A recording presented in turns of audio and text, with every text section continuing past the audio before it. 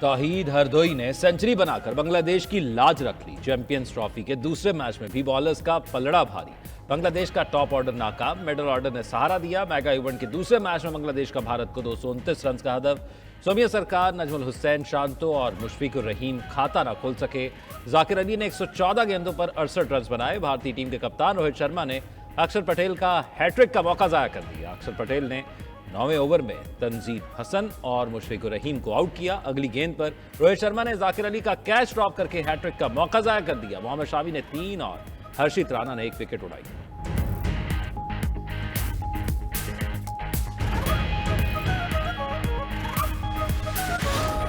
कौमी स्क्वाड अपने अगले चैलेंज का सामना करने के लिए दुबई पहुंच गया। पाकिस्तानी क्रिकेट टीम कल प्रैक्टिस करेगी। पाकिस्तान और भारत का हाई वोल्टेज टाकरा 23 फरवरी को होगा। न्यूजीलैंड के खिलाफ मैच में पाकिस्तान को स्लो ओवर रेट पर जुर्माना। आईसीसी ने मैच फीस का 5% जुर्माना आयद किया। कौमी टीम के कप्तान मोहम्मद रिजवान ने जुर्माने को कबूल कर लिया। उधर पाकिस्तानी टीम को बड़ा धचका। ओपनर बल्लेबाज फखर जमान इंजरी के बायस मेगा इवेंट से बाहर। फखर जमान न्यूजीलैंड के खिलाफ मैच के पहले ओवर में फील्डिंग के दौरान इंजर्ड हुए थे। पीसीबी के मुताबिक फखर जमान की इंजरी संजीदा नौयत की है। डॉक्टर्स ने मुकम्मल आराम का मशवरा दिया है। फखर की जगह इमामुल हक टीम में शामिल। आईसीसी ने मंजूरी दे दी। मेगा इवेंट से बाहर होने पर ओपनर फखर जमान का मायूसी का इजहार। सोशल मीडिया पर जारी बयान में कहा, पाकिस्तान की नुमाइंदगी करना हर क्रिकेटर का ख्वाब होता है। चैंपियंस ट्रॉफी से मेरा इस तरह बाहर होना बदकिस्मती है।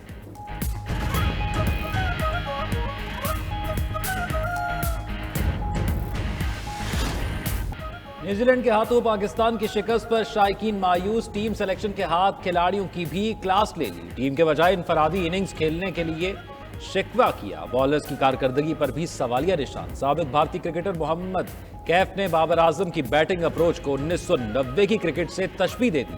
कहा, 320 के ताक़ुब में बाबर आजम इंतहाई स्लो खेले। पार्ट टाइम स्पिनर्स को भी सिर्फ 2 बाउंड्रीज लगाई।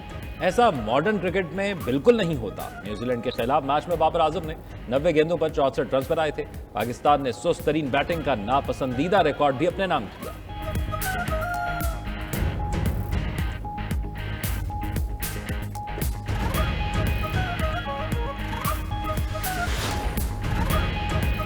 जस्टिस सरफराज डोगर समेत ट्रांसफर होने वाले तीनों जजेस को काम से रोका जाए। इस्लामाबाद हाई कोर्ट के बाद जजेस सुप्रीम कोर्ट पहुंच गए। अदालत उज़्मा में सीनियरिटी के खिलाफ दरखास्त दायर कर दी। दरखास्त गुजारों में जस्टिस मोहसिन अख्तर कियानी, जस्टिस तारिक महमूद जहांगीरी शामिल। जस्टिस बाबर सत्तार, जस्टिस समन रिफत इम्तियाज और जस्टिस सरदार एजाज इसहाक भी शामिल हैं। 49 सफ़हात पर मुश्तमिल दरखास्त आर्टिकल 184 की शक 3 के तहत दायर की गई। दरखास्त में मौक़िफ़ इख्तियार किया गया कि सदर को आर्टिकल 200 की शक 1 के तहत जजेस के तबादले के लामहदूद इख्तियारात हासिल नहीं हैं। वफाद आमा के बगैर जजेस को एक हाई कोर्ट से दूसरी हाई कोर्ट ट्रांसफ़र नहीं किया जा सकता। दरखास्त में इस्तदा की गई कि सदर मुमलिकत के इख्तियारात को जुडिशल कमीशन के साथ मशरूत किया जाए। दरखास्त में वफाकी हुकूमत ट्रांसफ़र होने वाले 3 जजेस और हाई कोर्ट को फ़रीक बनाया गया है। जजेस ने दरखास्त में हुक्म इम्तना समेत 13 इस्तदाएँ की हैं।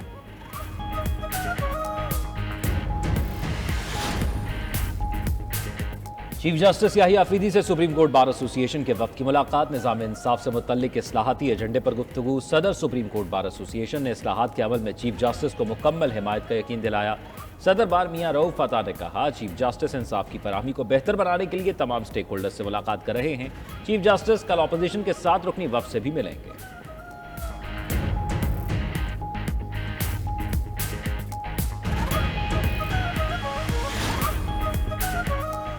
क्या आइन के तहत आर्म फोर्सेज एग्जीक्यूटिव के मातहत हैं? क्या एग्जीक्यूटिव के मातहत फोर्सेज अदालती इख्तियार इस्तेमाल कर सकती हैं? सिविलियंस के ट्रायल से मुतालिक केस में जस्टिस जमाल मंदखेल का सवाल। बानी पीटीआई के वकील उज़ैर भंडारी ने कहा कि फौजी अदालतें आइन के आर्टिकल 175 से बाहर हैं। सिविलियंस के ट्रायल सिर्फ आर्टिकल 175 के तहत ही हो सकते हैं। फौज आइन के आर्टिकल 245 के दायरे से बाहर नहीं जा सकती। मार्शल लॉ में भी पार्लियामान के जरिए बेहतरी की ऑप्शंस मौजूद हैं। जस्टिस जमाल ने सवाल किया कि आर्मी एक्ट सेक्शन डी को निकालने के बावजूद भी क्या मिलिट्री जस्टिस सिस्टम चलता रहेगा? इस पर वकील उज़ैर भंडारी ने कहा कि ट्रेन चलेगी, मगर सवाल यह है कि किसको बिठाया जा सकता है, किसको नहीं। देखना यह है कि आइन किस चीज़ की इजाज़त देता है। आम तरामीम बुनियादी हुकूक मुतासिर नहीं कर सकती। केस की मज़ीद समाअत 24 फरवरी तक मुलतवी।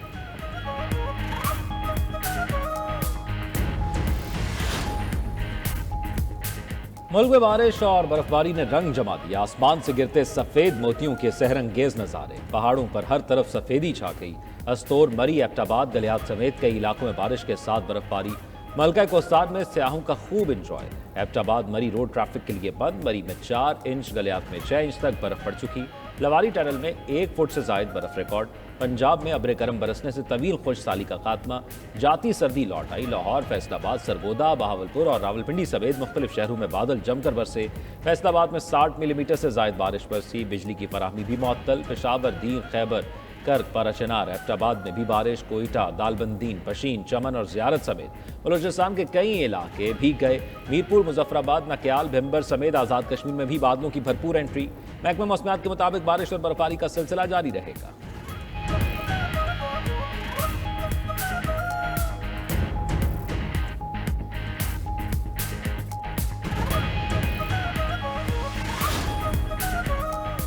वज़ीर ख़जाना का टैक्स मामलात में आर्टिफिशियल इंटेलिजेंस से मदद लेने का ऐलान। रिटेलर्स कॉन्फ्रेंस से खिताब में कहा कि मुल्क बेजा मराहत का मुतहम्मिल नहीं हो सकता। निजकारी के अमल को तेज़ और शफाफ बनाएंगे। राइट साइजिंग का भी मुकम्मल प्लान तैयार कर लिया। पायदार मुआशी इस्तेहकाम के लिए तमाम इक़दाम किए जाएंगे। मजीद बोले, मईशत में रिटेल सेक्टर का हिस्सा 19% और टैक्स में सिर्फ 1% है। टैक्स बढ़ाने के लिए AI का इस्तेमाल करेंगे।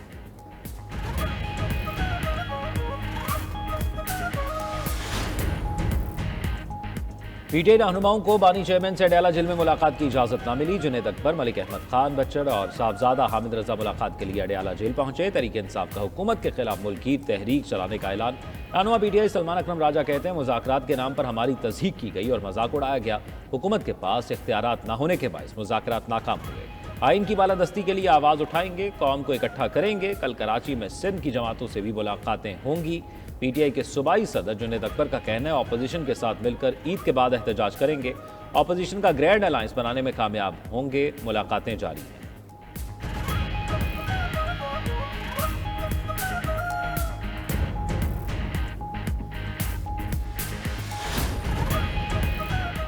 शरपसंद टोले ने मुल्क में नफरत फैलाई। शहदा की यादगारों की तौहीन की गई। वफाकी वज़ीर इत्तलात अता तारड़ की गुफ्तगू।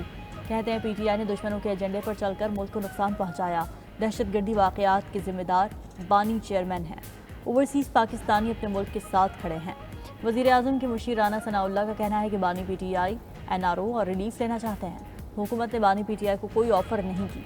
हुकूमत की तमाम तर तवज्जो मईशत और सियासी इस्तेहकाम पर है। मुल्क दोबारा पाँव पर खड़ा हो रहा है। कोई बहरानी कैफियत नहीं पैदा करनी चाहिए।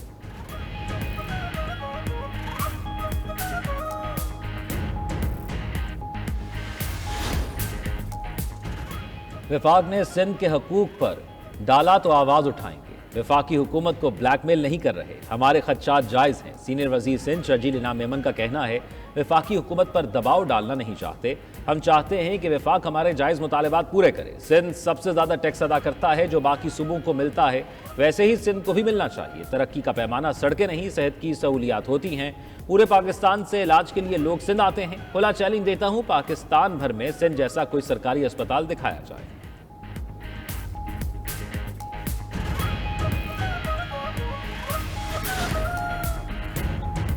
गवर्नर पंजाब सरदार सलीम हैदर का फूल नगर का दौरा। दीनानाथ कॉलेज में नर्सिंग क्लासेस का इफ्तिताह कर दिया। रेड क्रिसेंट अस्पताल दीनानाथ के मुख्तलिफ वार्ड्स का मुआयना। ऑडिटोरियम में तलबा से मुलाकात भी की।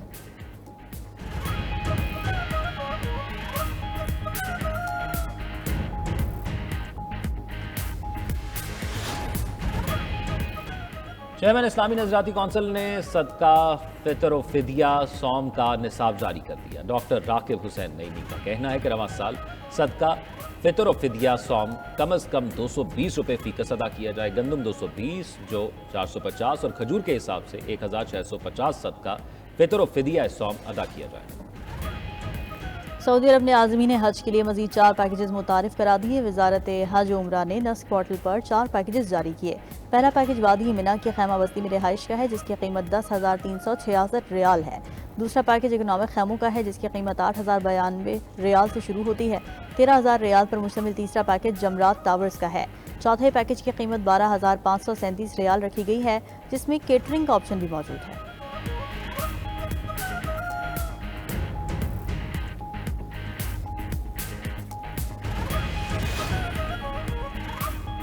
गजा से लोगों की मिस्र और उर्दन जबरी मुंतकली के मंसूबे पर तशवीश है। नायब वजीर आजम और वजीर खारजा इस्हाक डार की न्यूयॉर्क में मीडिया से गुफ्तगू। कहा, OIC में गजा से मुतल्लिक पाकिस्तान का मौक़िफ़ पेश किया। भारत ने मकबूजा कश्मीर में यकतरफा गैर आइनी इक़दाम किए। मकबूजा कश्मीर की खुसूसी हैसियत ख़त्म करना अक़वाम मुत्तहिदा की करारदादों के खिलाफ है।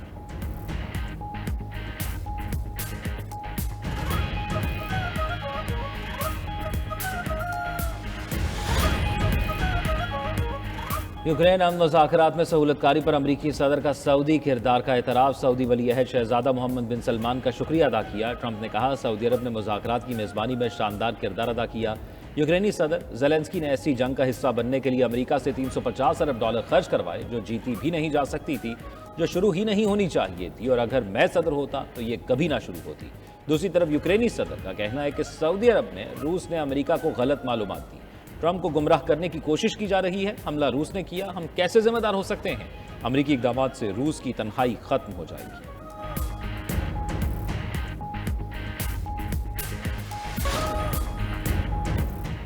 अमेरिका में बर्फानी तूफान से तबाही, हलाकतों की तादाद 20 हो गई। वर्जीनिया, शुमाली कैरोलिना, टेनेसी, ओहायो, जनूबी टेक्सास में मौसम इंतहाई सर्द। कई मकामात पर दर्जा हरारत -40 डिग्री तक गिर गया।